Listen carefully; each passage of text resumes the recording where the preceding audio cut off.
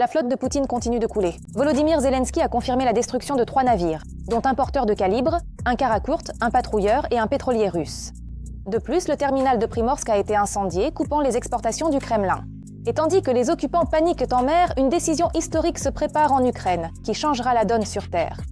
Dès cet été, une surprise inattendue attend les occupants. Sensation, la réforme historique de Zelensky. L'armée ukrainienne va connaître une mise à jour complète. Zelensky a annoncé quelque chose de sans précédent. Toute l'Ukraine attendait cette décision. Et aussi de nouvelles règles de rotation. Syrski a signé l'ordre. Après avoir entendu cela, la panique a gagné les bureaux du Kremlin. Cela va réécrire les règles du jeu sur le front. Qu'est-ce que la refonte totale des forces armées va changer? Découvrez-le dès maintenant. Bienvenue sur Ukraine aujourd'hui avec Renata Aslanova pour les dernières nouvelles.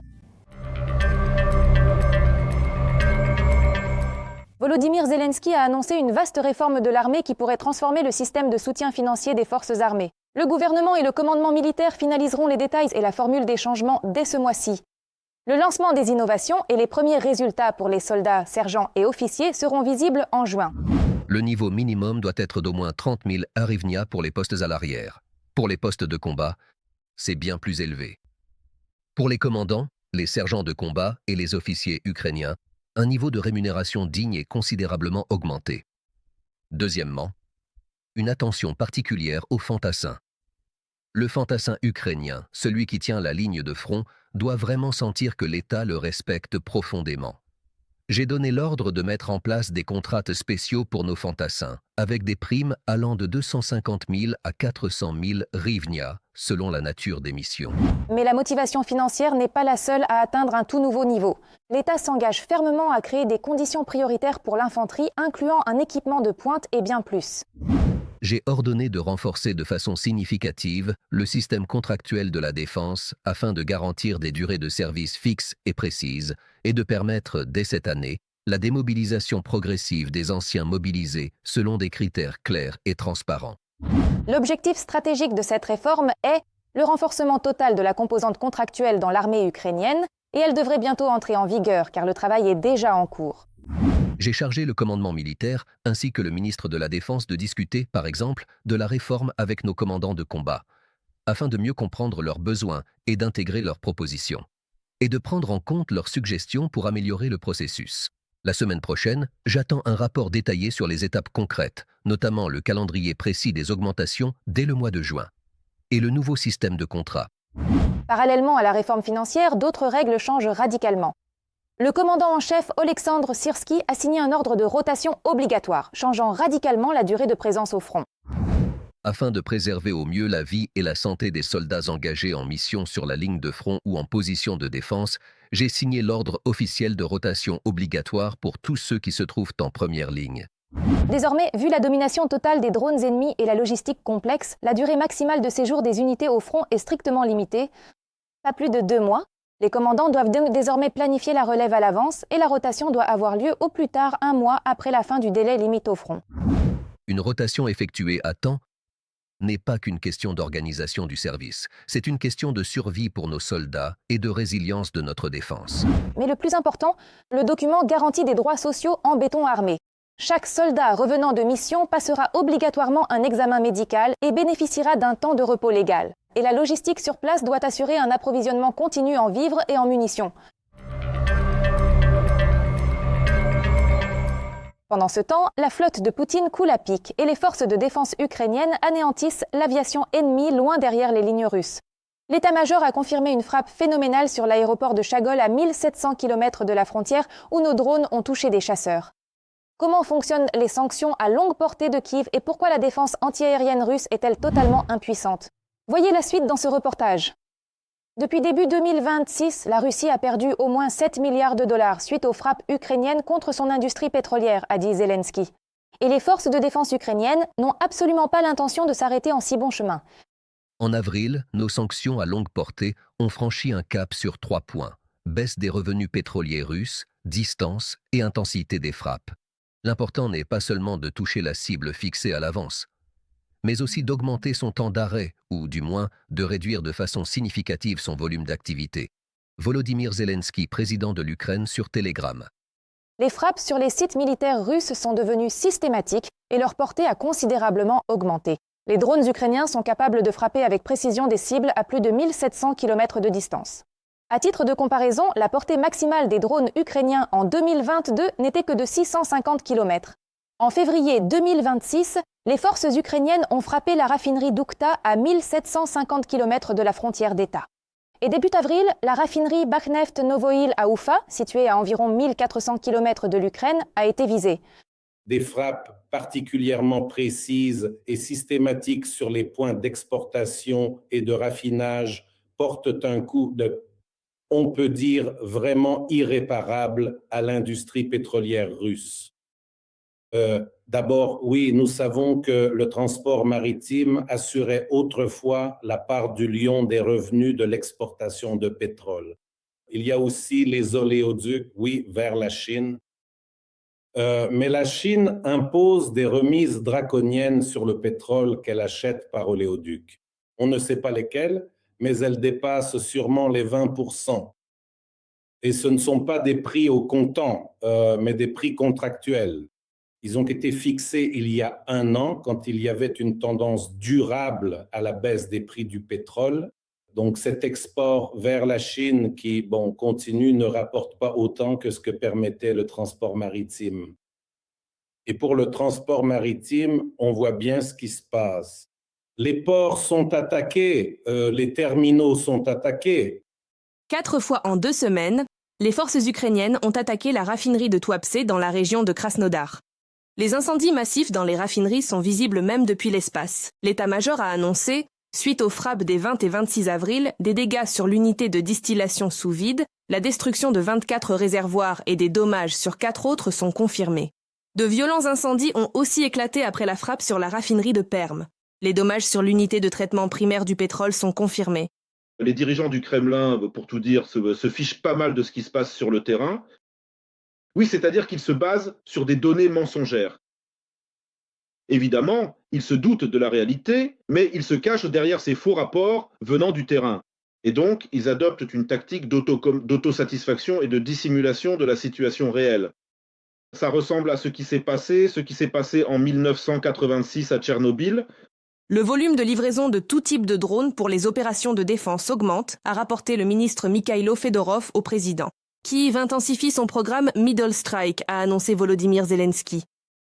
L'une de nos priorités pour les mois à venir est le Middle Strike, c'est-à-dire frapper l'ennemi à une profondeur de 120 à 150 km. Il s'agit avant tout de la logistique militaire, des dépôts et des quartiers généraux russes, de la défense aérienne et d'autres éléments offensifs contre l'Ukraine.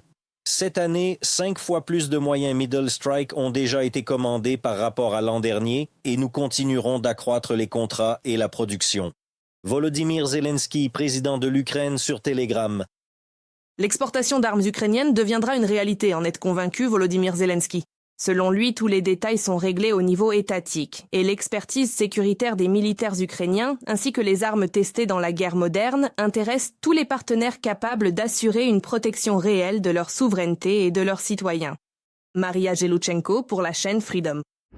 Pendant ce temps, le Japon lève ses restrictions à l'exportation et s'apprête à livrer directement des armes de pointe à l'Ukraine. Comment Tokyo aide-t-il l'Ukraine à achever le régime de Poutine avec ses dernières technologies ? À suivre. La coopération entre l'Ukraine et le Japon en 2026 a atteint un nouveau niveau stratégique, couvrant tant la défense que l'économie, a déclaré le chef de la diplomatie ukrainienne à Kyodo News. Andriy Sybiha a souligné que l'Ukraine est intéressée par des pourparlers au plus haut niveau. Il s'agit d'une rencontre entre le président ukrainien et le premier ministre japonais qui pourrait avoir lieu en marge du sommet du G7 en France. Sous la direction de la première ministre japonaise Sanae Takaichi, connue pour sa fermeté sur la sécurité nationale, le gouvernement cherche à modifier les capacités de défense du pays conformément à sa constitution pacifiste dans le contexte sécuritaire le plus complexe depuis la fin de la Seconde Guerre mondiale. En mars, des sources proches du dossier ont rapporté que le Japon envisageait d'utiliser des drones de fabrication ukrainienne pour renforcer ses propres capacités de défense. Parallèlement, un accord bilatéral sur le transfert d'armement pour protéger les informations classifiées est considéré comme l'une des options pour mettre en œuvre cette mesure, d'après une publication de Kyodo News. Le 21 avril, le gouvernement japonais a pris une décision historique en levant les restrictions sur l'exportation d'armes létales. Désormais, Tokyo peut fournir des armes aux partenaires avec lesquels il a conclu des accords de défense. Toutefois, l'interdiction d'exporter vers des pays impliqués dans des conflits reste en vigueur. Mais les autorités japonaises ont déclaré que des exceptions pourraient être faites dans des circonstances spéciales. Cela ouvre la voie à une coopération de défense avec Kyiv. L'ambassadeur d'Ukraine au Japon, Yuri Lutovinov, a noté qu'il s'agissait d'un pas en avant important pour les négociations, écrit Reuters. Selon lui, le Japon pourrait se joindre au développement du système de défense aérienne ukrainien. Parmi les options de coopération potentielles figurent aussi la participation de Tokyo au programme Pearl et l'implication d'entreprises locales dans la production d'électronique et de composants pour les drones ukrainiens. Si l'Ukraine tombe, ce sera un effet domino massif. C'est pourquoi la région Indo-Pacifique et le continent européen sont indissociables du point de vue de notre sécurité. Nous avons toutes les capacités industrielles nécessaires pour produire. Mais nous avons besoin d'investissements. Nous avons besoin de fonds. Yuri Lutovinov, ambassadeur d'Ukraine au Japon, dans une interview à l'agence Reuters. La société japonaise Terra Drone Corporation, l'un des leaders mondiaux des technologies de drones, a réalisé un investissement stratégique dans une entreprise de défense ukrainienne spécialisée dans le développement et la production de drones intercepteurs, selon un communiqué de presse de la société. Cet investissement fait suite au précédent placement de Terra Drone dans un développeur de drones ukrainien. Fin avril, on a appris que l'Ukraine avait commencé à déployer les tout nouveaux drones intercepteurs Terra A1. Le drone a été créé en collaboration avec la société ukrainienne Amazing Drones, dans laquelle Terra Drone a investi. Le nouvel intercepteur est une solution rapide et relativement peu coûteuse pour détruire des cibles aériennes. Ses caractéristiques, vitesse jusqu'à 300 km/h, portée de 30 à 35 km, et un coût d'appareil de $3 000. Abattre des missiles avec des missiles, c'est peut-être normal, mais abattre un Shahed à $30 000 avec un missile qui en coûte plus d'un demi-million, c'est une aberration économique et ce n'est plus acceptable. Et les gens commencent à le comprendre. C'est pourquoi la demande est extrêmement élevée.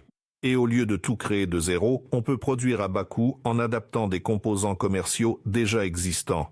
Et comme il s'agit d'une production de masse, il est plus facile de faire des profits et la vitesse de production est plus élevée car le marché évolue rapidement. En ce sens, le modèle d'affaires ukrainien et l'expérience acquise sont ce qui est valorisé. L'expérience de l'Ukraine est cruciale pour ses partenaires. Les forces armées ukrainiennes utilisent activement la tactique des groupes mobiles, l'usage massif de drones et les frappes de précision. Et cette pratique est déjà adoptée par les alliés. Aux États-Unis et au Royaume-Uni, on met à jour les programmes de formation militaire en ajoutant des scénarios avec des drones et des combats menés par de petites unités. L'Allemagne et la Pologne privilégient la défense aérienne et la protection des infrastructures, tandis que les pays baltes misent sur la défense territoriale et la formation de la population civile.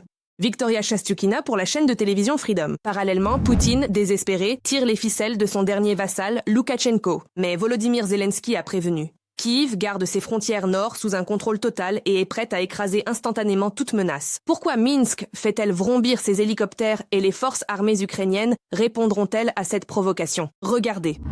Une activité assez spécifique. C'est ainsi que Volodymyr Zelensky a qualifié la situation sur le territoire biélorusse près de la frontière ukrainienne. Nous enregistrons tout attentivement, nous contrôlons tout et, si nécessaire, nous réagirons. L'Ukraine est prête à protéger son peuple, sa souveraineté, et tous ceux que l'on tente d'entraîner dans une activité agressive contre l'Ukraine doivent le comprendre. C'est loin d'être le premier signal d'alarme.